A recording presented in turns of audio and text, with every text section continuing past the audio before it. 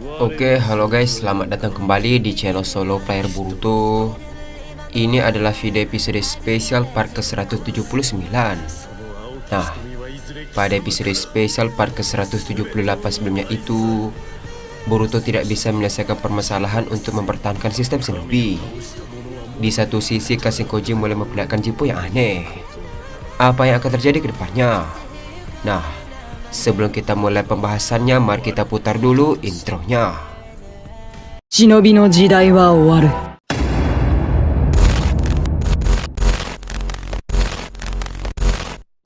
青き瞳はいずれ貴様から全てを奪い去る。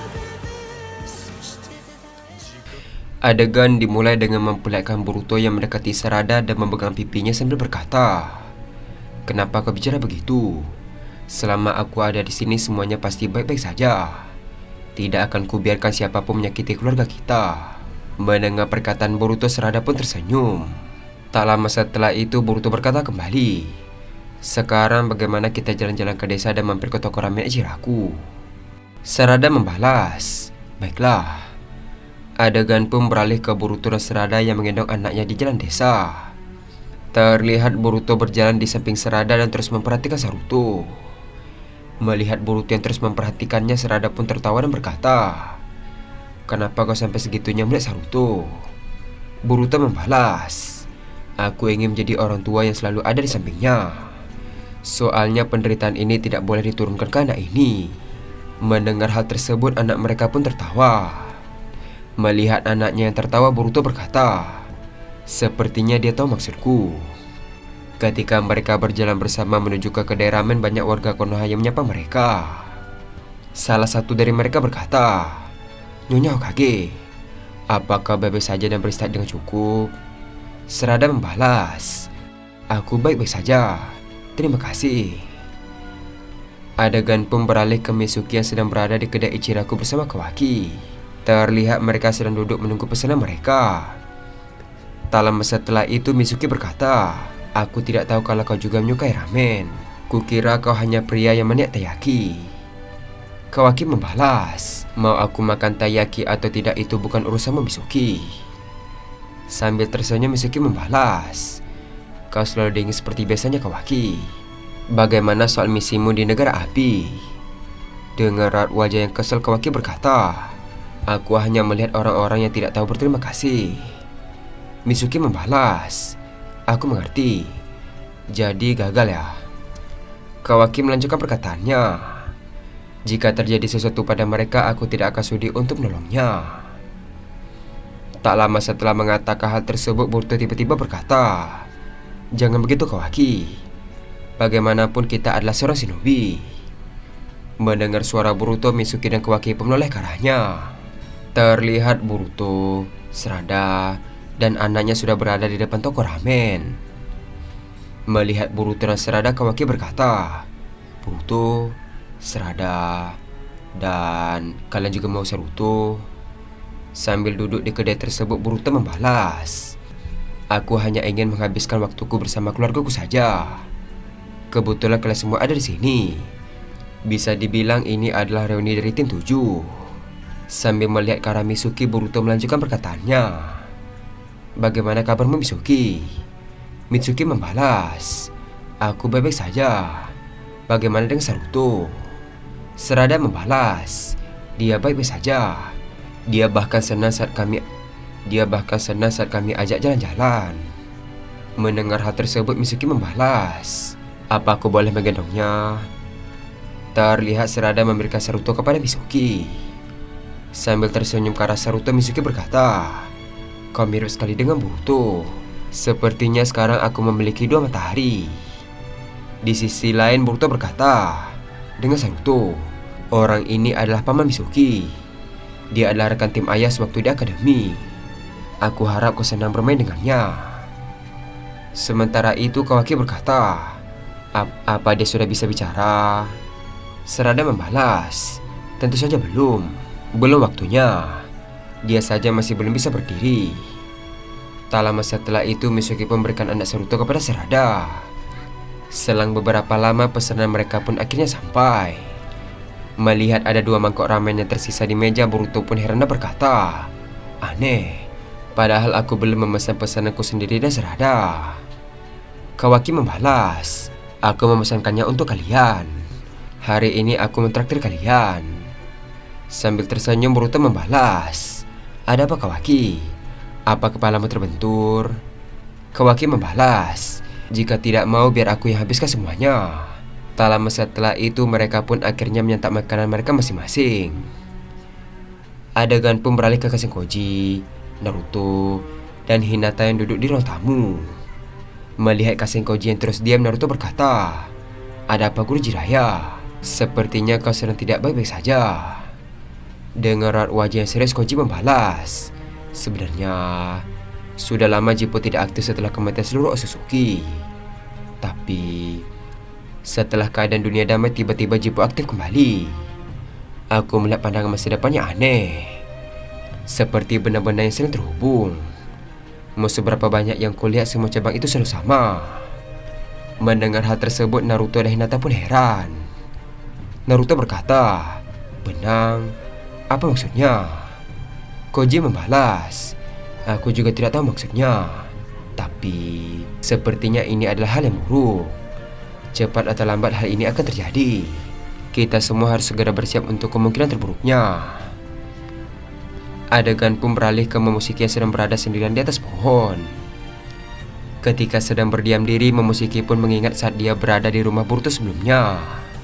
Di sana dia melihat benda-benda yang bercabang di dalam diri Boruto melalui mata Bikugan. Setelah ingat kejadian itu, Momoshiki berkata, "Benar-benar takdirnya mulai berubah. Ini buruk. Apakah ini karena Boruto telah membunuh semua dewa Otsutsuki atau hal lain? Sepertinya aku harus menemui Kassenkoji untuk membicarakan hal ini." Adegan pun beralih ke negara api. Terlihat salah satu warganya tiba-tiba terjatuh satu persatu. Melihat fenomena itu, orang yang menyaksikan itu pun terkejut. Selang beberapa lama mereka pun juga terjatuh dan tak sadarkan diri. Adegan pun beralih ke desa Konoha. Terlihat gejala itu juga terjadi pada shinobi Jonin yang sedang bertugas. Melihat temannya yang terjatuh, rekannya langsung panik dan berkata, "Apa yang terjadi denganmu?" Tanpa basa-basi, rekannya itu langsung memanggil tim medis. Ketika tim medis bergegas ke tempat mereka, para shinobi Jonin yang ada di tempat tersebut tiba-tiba terjatuh dan tak sadarkan diri. Melihat kejadian itu, tim medis pun mengecek cakra mereka. Setelah dicek, terjadi gangguan cakra di tubuh mereka. Tim medis berkata, "Apa yang terjadi?" Adegan pun beralih ke Kassenkoji yang masih duduk bersama Naruto dan Hinata. Ketika mereka terus berdiam diri, tiba-tiba ada yang mengetuk pintu rumah Naruto. Mendengar hal tersebut, Naruto pun menghampiri pintu dan membukanya. Setelah dibuka, ternyata Momoshiki berada di hadapannya. Melihat Momoshiki, Naruto berkata, "Momoshiki." Adegan pun beralih ke mereka yang duduk bersama di ruang tamu. Kassenkoji berkata, "Apa yang membawamu kemari dan ingin bertemu denganku?" Momoshiki membalas, "Aku hanya ingin memastikannya saja. Apa aku juga melihat benda-benda itu di Tenji pemilikmu?" Mendengar hal tersebut, Kassenkoji dan Naruto pun terkejut. Koji berkata, "Bagaimana kau tahu?" Dengan raut wajah yang serius, Momoshiki membalas, "Itu karena aku juga melihat masa depan Boruto dan takdirnya. Benang takdirnya seolah-olah keluar dari jalurnya. Percabangan yang tidak beraturan dan juga hal lainnya.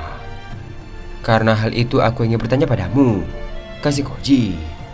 Ceritakan detailnya padaku tentang benang takdir Boruto." Koji membalas, "Maaf, tapi pandangan masa depan yang kulihat hanyalah benangnya saja. Tidak ada yang lain." Mendengar hal tersebut, Momoshiki membalas, "Tidak ada cara lain ya?"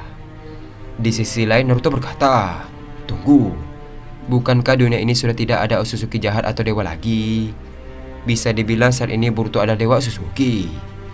Kenapa dia masih tidak bisa mengendalikan takdirnya? Bukankah ini aneh?"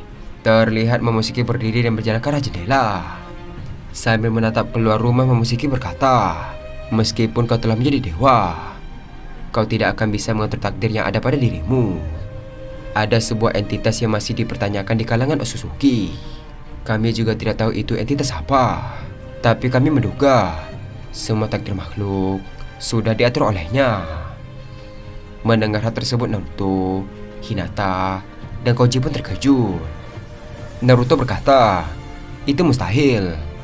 Tak lama setelah mengatakan hal tersebut, tiba-tiba Naruto merasakan hal aneh di tubuhnya dan terjatuh. Melihat kejadian itu, semua orang pun terkejut. Koji berkata, apa yang terjadi denganmu, Naruto? Di sisi lain, Hinata menggunakan mata Byakugan untuk melihat jalur cakra Naruto. Ketika dilihat, dia pun melihat cakra Naruto yang mulai retak dan juga tidak stabil.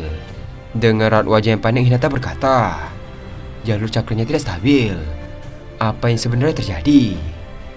Adegan pun beralih ke Boruto yang berada di kedai Ichiraku. Terlihat Boruto tertawa bersama yang lainnya. Boruto berkata, ya, aku harap kejadian itu tidak terulang kembali. Tak lama setelah itu, tiba-tiba orang berteriak di luar toko ramen. Mendengar hal tersebut, Boruto dan semua orang pun terkejut. Terlihat Kawaki, Mitsuki, dan Boruto langsung mengecek dan melihat apa yang sedang terjadi. Setelah sampai, mereka pun terkejut melihat batu-batu meteoroid yang sangat banyak menuju ke negara api. Melihat kejadian itu, Boruto berkata, Sarada, aku akan pergi untuk menyelamatkan mereka. Kau tetaplah di sini bersama Kawaki dan Mitsuki. Hei Kawaki, tolong jaga Sarada. Setelah mengatakan hal tersebut, Boruto langsung terbang ke lokasi negara api untuk menghadang batu meteoroid tersebut. Dan adegan pun habis sampai di sini. Tampaknya benang takdir Boruto mulai melenceng dari jalurnya seharusnya. Di satu sisi terjadi wabah penyakit yang aneh yang menimpa seluruh manusia. Tak hanya itu, sekarang terjadi fenomena terjatuhnya batu meteoroid yang sangat banyak. Apa yang akan terjadi ke depannya? Nah, untuk mengetahui hal tersebut, kita akan melanjutkannya kembali pada episode spesial part ke-180. Terima kasih telah menonton video ini sampai habis dan sampai jumpa pada video berikutnya. Hai. 私はそれになれることができません。チャクラを吸着するときに感じるかゆみと刺激は少しある。